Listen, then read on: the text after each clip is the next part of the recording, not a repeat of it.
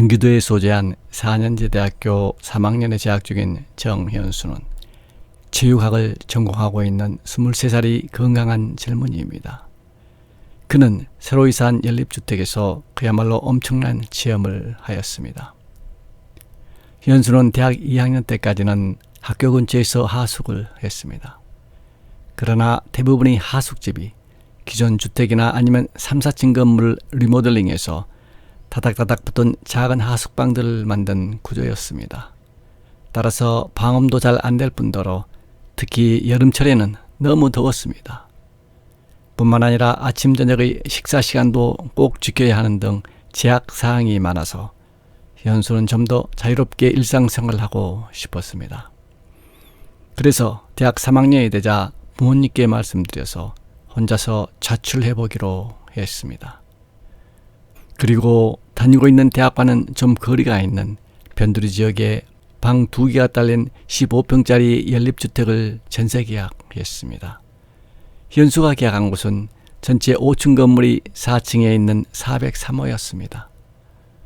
5층 연립주택이다 보니 엘리베이터는 없었지만 젊은 현수로서는 운동 삼아서 계단을 오르내리면 될 일이었습니다. 그리고 현수가 다니는 대학교까지는 시내버스로 1시간 남짓 걸렸으나 그 정도면 별 문제는 아니었습니다. 현수가 이 연립주택으로 이사를 한 것은 대학 3학년 새 학기가 시작할 무렵이었습니다. 이사한 지 3일째 되는 어느 금요일이었습니다. 현수는 학교 수업을 마친 후 집에 와서 어학 공부를 하다가 밤 12시가 넘어서 얼핏 잠에 들었습니다. 그런데 꿈속에서 시커멓게 얼굴이 부패해서 눈과 코입이 뭉개진 노인 얼굴이 현수를 내려다보고 있었습니다. 그 얼굴은 정말로 소름이 끼칠 정도로 고통에 뒤틀린 모습이었으며 바로 현수가 누워있는 천장에서 내려다보는 것이었습니다. 그리고 그 노인 귀신의 얼굴에서는 누렇게 썩어서 끈적이는 액체가 현수의 얼굴과 입 주변으로 똑똑 떨어졌습니다. 입 주변에 떨어진 그 썩은 액체 방울은 현수의 입안으로 흘러들어가기도 했습니다. 잠을 자다가 벌떡 일어난 현수는 비록 꿈속이었지만 너무 찜찜하고 기분이 좋지 않았습니다. 그런데 아침이 되어 침대에서 일어난 현수가 이상한 느낌이 들어서 얼굴과 입 주변을 만져보니 끈적거리는 물기가 남아있었습니다. 깜짝 놀란 현수가 침대의 머리맡을 살펴보니 침대 위에 있는 이불에 군데군데 누런색의 물이 들어있는 것이 아니겠습니까? 현수가 눈을 들어서 천정을 보니 새로 도배한 천정의 도배지에 검들은 널룩이 마치 사람의 형상처럼 번져 있었습니다. 그리고 그 천정의 얼룩으로부터 누런 물방울이 현수의 침대 머리맡으로 천천히 한두 방울씩 떨어지고 있었습니다. 현수가 잠에서 완전히 깨어 생각해보니 위층인 5층에서 누수가 생긴 것이 분명했습니다. 우선 현수는 전세 계약서를 찾아서 자신과 전세 계약한 403호 집주인에게 전화를 했습니다. 그리고 천정에서 물방울이 떨어지고 있으니 수리와 함께 천정 도배를 다시 해달라고 요구했습니다. 현수의 전화를 받은 집주인은 아파트나 연립주택 같은 공동주택에서 위층에서 시작된 아래층의 누수 문제는 위층에서 수리와 보수의 책임이 있다고 설명했습니다. 따라서 관리사무소에 이 상황을 설명하고 관리소장과 함께 5층에 올라가서 누수에 대한 수리 등을 요청하면 된다고 했습니다. 현수는 집주인과 통화가 끝난 즉시 아래층에 있는 관리사무실로 갔습니다. 그런데 마침 토요일이라서 관리사무소는 직원들이 아무도 출근하지 않고 출입문이 잠겨 있었습니다.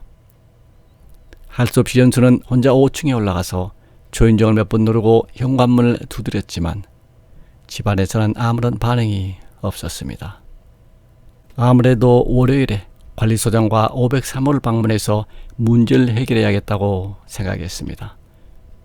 자신이 살고 있는 아래층 403호로 돌아온 현수는 우선 침대의 위치를 옮겨서 물방울이 떨어지는 곳을 피했습니다.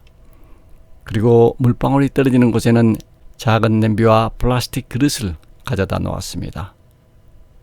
그날 밤이었습니다. 새벽녘에 겨우 잠이 든 현수 꿈에 또다시 그 노인이 나타났습니다. 이번에는 천정이 아니고 바로 현수의 눈앞에 검게 부패한 얼굴로 나타났는데, 뭉개진 눈과 코 입에서 부패한 체액이 현수 얼굴로 주르륵 흘러내리는 것이었습니다. 현수는 너무 놀라고 소름이 끼쳐서 침대에서 벌떡 일어나 방 안에 전등을 켰습니다. 그리고 천정을 쳐다보니 옮겨진 침대 위쪽의 천정에도 누수가 번져서 한두 방울씩 연속적으로 침대의 베개 부분으로 떨어지고 있었습니다. 이렇게 잠을 설친 현수는 그날 밤 더 이상 잠을 이루지 못했습니다. 다음 날인 일요일에 현수는 며칠간 친구의 원룸에서 신세를 지기로 했습니다. 그리고 마침내 월요일이 되자 오전에 수업이 없었던 현수는 연립주택관리사무소에 가서 관리소장에게 자신이 살고 있는 403호의 누수 문제에 대해서 말했습니다. 그러자 관리소장은 현수와 함께 403호에 가서 누수 상황을 살폈습니다. 그리고는 천정 여기저기에 누런 물방울이 떨어져 내리는 심각한 상황을 확인하고는 그 길로 현수와 함께 503호에 올라갔습니다. 그리고 초인종을 누르고 문을 두드렸지만 집안에서는 아무런 반응이 없었습니다.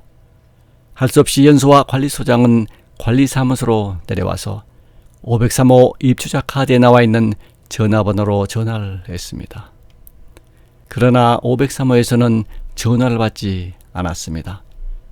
관리소장에 따르면 5층 503호에는 80대 할아버지 한 분이 살고 있다고 했습니다. 3년 전에 할머니가 돌아가시고 나서는 할아버지는 외출을 거의 하지 않고 집안에서만 지낸다고 했습니다.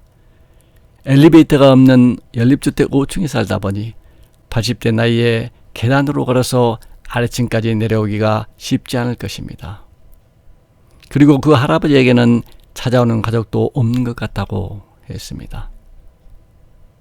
관리소장은 혹시 집주인 할아버지가 외출을 했을지 모르니까 조금 후에 다시 한번 방문하자고 했습니다. 그리고 1시간 정도의 시간이 지나고 다시 현수와 관리소장이 503호로 올라가서 초인종을 누르고 현관문을 두드렸지만 집안에서는 아무런 반응이 없었습니다. 그런데 현수가 처음부터 이상하게 느낀 것은 그 집에서 역한 냄새가 나는 것이었습니다. 관리소장도 마찬가지로 역한 냄새가 나자 이상하게 생각해서 일단 112에 신고를 했습니다. 입주자가 고령인데다가 오랫동안 외출이 없었고 또 이상한 냄새까지 나고 있으니 당연한 조치였습니다. 조금 후에 경찰관 2명이 왔습니다.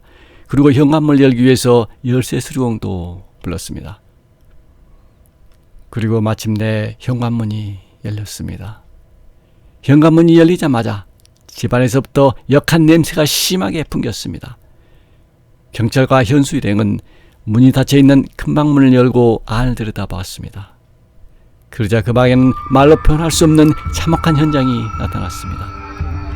503호에 살던 80대 노인이 방바닥에 반드시 누운 채 사망해 있었는데 사망한 지 오래된 듯 이미 시신의 얼굴은 형체를 알아볼 수 없을 정도로 부패했습니다. 눈과 코, 입 등은 모두 부패해서 형태를 알아볼 수도 없었고 깔고 있는 얇은 뇨와 방바닥 일부는 시신이 부패하면서 흘러내린 체액이 갈색으로 변해서 말라붙어 있었습니다. 그리고 시신에서 품어져 나오는 역한 냄새는 모두에게 참기 어려울 정도로 심했습니다.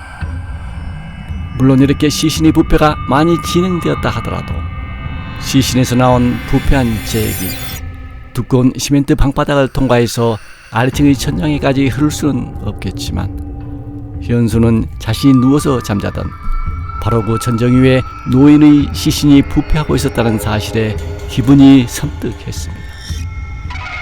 경찰들은 즉시 본소의 현황을 보고하고 현장을 그대로 보존토록 했습니다.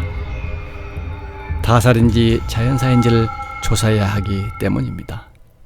그리고 며칠 지난 후에 친구의 원룸에 머물고 있던 현수는 관리소장으로부터 전화를 받았는데 그 내용은 이렇습니다. 경찰의 조사 결과 503호에 살던 할아버지는 시신이 발견된 날로부터 약 한 달 전에 지병으로 사망했으며 타살의 의혹은 전혀 없다고 했습니다. 그리고 503호의 난방 배관 수리가 완료되어서 이제는 아래층에 물이 새지 않을 것이라고 했습니다. 그렇다면 현수의 꿈에 나타난 그 참혹한 모습이 노인 귀신은 자신의 죽음을 세상에 알리려는 볼령의 노력이었을까요? 아니면 이사 때문에 잠자는 곳이 바뀐 현수가 전쟁에서 떨어지는 누수를 잠결에 맞으면서 악몽을 꾼 것일까요? 여러분의 생각은 어떻습니까?